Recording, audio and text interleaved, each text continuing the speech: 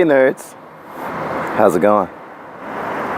Hope you're having a Luke Cagey day, because I just finished watching Luke Cage episode 5 called Just to Get a Rap. And it's all about not just respect, but a legacy. Something all people want, generally.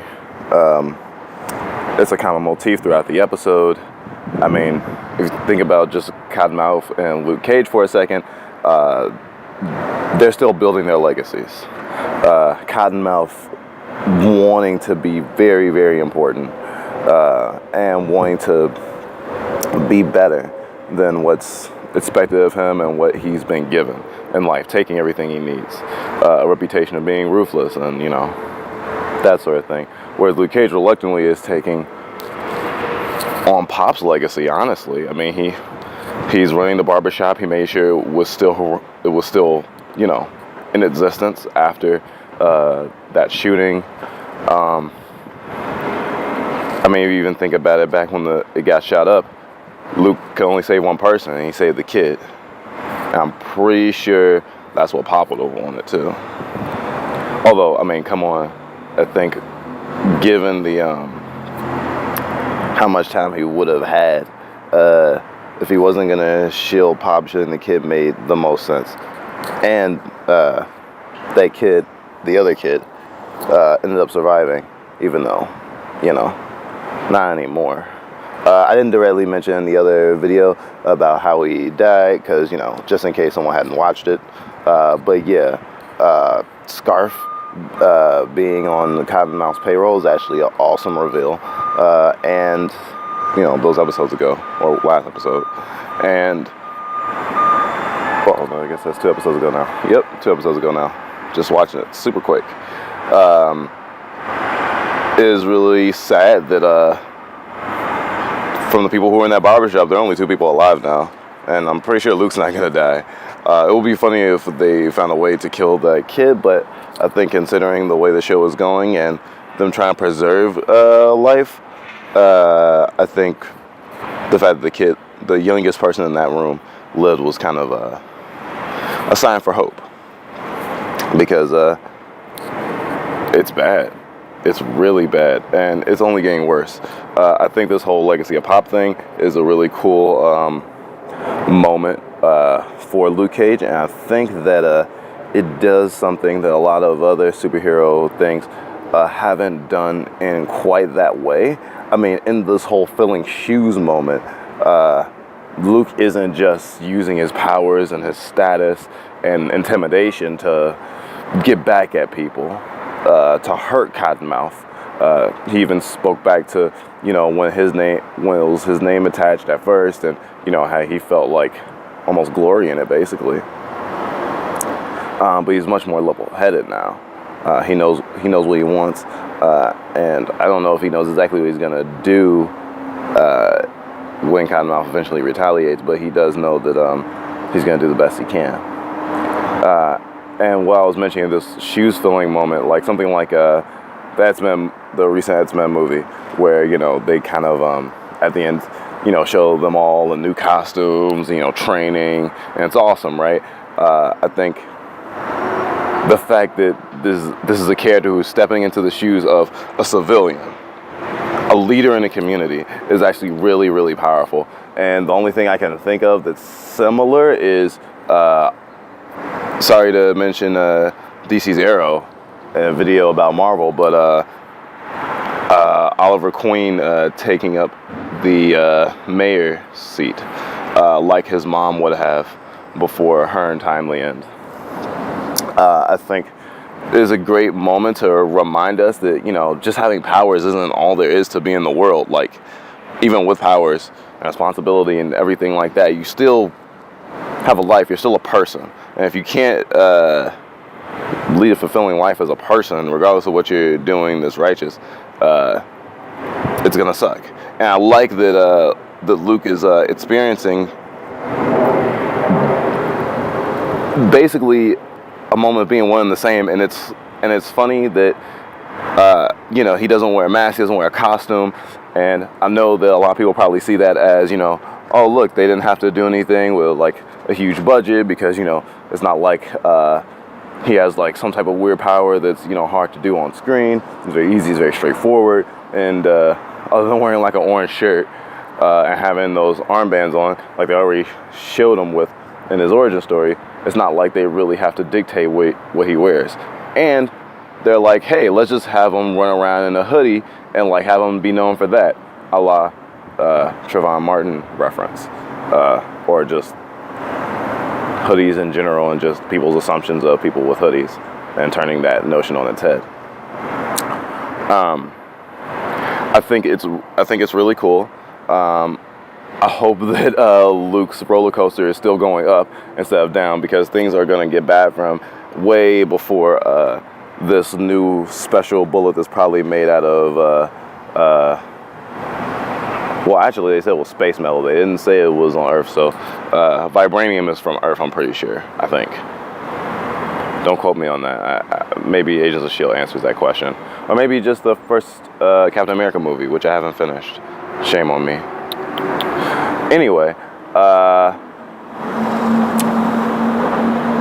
I got a flashback to Jessica Jones with Luke and Jessica fighting in the club when Luke walks into Cottonmouth's club and, gets into a fight he doesn't really need to be in, but, he's just trying to show intimidation and sass. Luke was so sassy this episode. He wasn't taking anyone's shit, honestly. That was great. I thought he was going to miss the funeral. I was really scared about that, but I was like, well, at least he's, doing right by the community. If he misses the funeral, it's okay. And then he puts into his speech. Oh my God, that was so great. Although, I really thought he wasn't even going to make a speech because, Cottonmouth did. But then I guess it kind of forced him to. If he wasn't going, if for some reason he wasn't going to, even though he obviously was, then Cottonmouth speaking may be like, well, I mean, if Cottonmouth gets the last word, then everyone's going to be hanging off of the intentions that Cottonmouth is kind of trying to urge them to, which, is pushing Luke out, being about what it's been about as opposed to what it's turning into and how things are evolving. Which is funny because, Cottonmouth says in the same speech that, Pop evolved from being a thug, a hoodlum, and things like that, to being a leader in the community. And look at Luke, rising from obscurity and not even wanting to and having all this power and becoming a leader in the community. Also, want to mention Rosario Dawson, Night Nurse, because either last episode or the episode before that in my review, I mentioned, where the fuck is Rosario Dawson? There she is. And they did her the service of, establishing a reason for her to be in Harlem instead of just, hey, I'll just pass it through Harlem, because they're trying to make it very intentional. And her finding out about Luke Cage slowly and also letting her mom know and getting like a kick in the pants in terms of, what she should be doing. And letting us know that she's going to be a huge part of this. I feel like she's going to be the integral piece in the Defenders. Well, we kind of all know that, she's going to be trying to help heroes. So obviously all the heroes she knows are going to have to meet at some point. But more than that, I think it's nice setting up her character, especially because we already know she's met Luke, right? If we've seen Jessica Jones. And we just, I shouldn't speak for the entire audience, but I do not think any time with Night Nurse was wasted at all. And I think it's building up to something bigger, and I'm glad that we're only in episode 5 when we're seeing her. I was really worried that we wouldn't see her till, the end. Like in Jessica Jones, where we see her like the very last episode. Or is it the next to last episode? I'm not going to dwell on that. Luke had a lot of great speeches. There were a lot of good, there's a lot of good camera work with, actually, the conversations are kind of mirrored and shot the exact same way between Misty and Luke towards the beginning of the episode and at the end of the episode, which actually closes us out. In that it's just a camera following them as they're walking forward, and it's just backing up. I think it's a very simple, single-minded kind of shot, but I do like kind of that like walking homeness. And Luke did a lot of walking. As far as I know, he didn't take the bus at all. And I like that they're playing up that whole thing about you walk everywhere in New York, or I mean, you can take the train, but I mean, a lot of people just walk everywhere. Everything's are close together. I mean, he's in Harlem. It's not like he's going out far into other boroughs in New York. So it's definitely believable. And you get a feel for the space in the same way. And the fact that they can have a conversation and be like just 2 blocks away from the barbershop, from where the funeral is going to happen, just shows how tight-knit and how close and clumped together this community is, and just how much people must be invested and wondering and just like, ooh, in this situation, especially being kind of trapped in Harlem with all this crazy shit happening. Let's try to see any other huge points. Actually, I think it was nice to see Luke still putting money in the swear jar. I guess that'll be a thing forever and ever. I'm so glad. I just want Daredevil to be in there and curse and have to put money in the swear jar. And it's like, where's the swear jar? Oh, it's right there. I could see it. I already knew. Anyway, what I actually meant to mention is Luke looking in the mirror right before he curses about, you know, there being bullet holes in this shirt. That's what Luke has to worry about, bullet holes in this shirt. Such a great power, right? But I remember from the trailer, him looking in this very, very chipped mirror, and like seeing that whole moment, I think is really nice. And Luke Cage is really good. Sorry, the show, not the guy, at holding its breath and like having us linger on moments. Like, I feel very comfortable lingering on moments in Luke Cage, much more so than I initially did with, say, Jessica Jones. I know a lot of people were very off-put by Jessica Jones's slower pacing, and it definitely had a rhythm to it. And Luke Cage has a rhythm to it too, and a color palette, a urine-stained color palette. That really just pushes home these ideas of. I don't want to say trappedness again, but definitely like a confined space, and looking through something distorted. I feel like is where this kind of motif is doing. All right, I lost my way there. Don't lose your way. Okay, I think that is pretty much it. The episode ended without like a surprise shocker. They have enough faith in the person's viewer.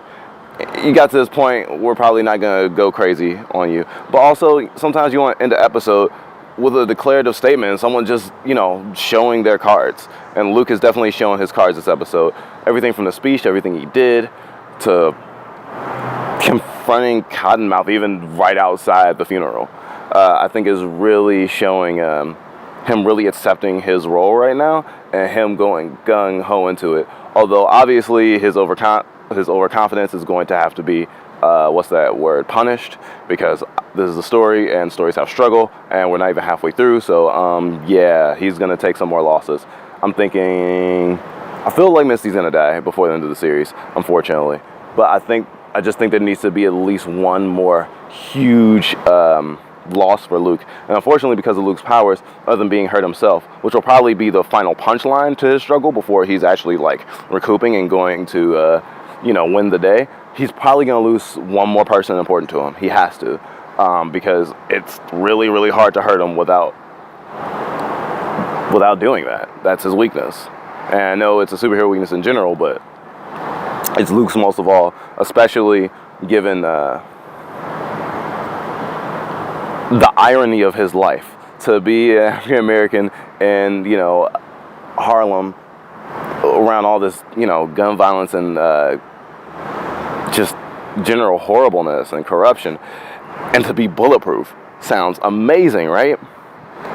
But if you care about people, if you let people in, then bullets still hurt. And I'll leave you at that, nerds. Hope you guys keep watching Luke Cage.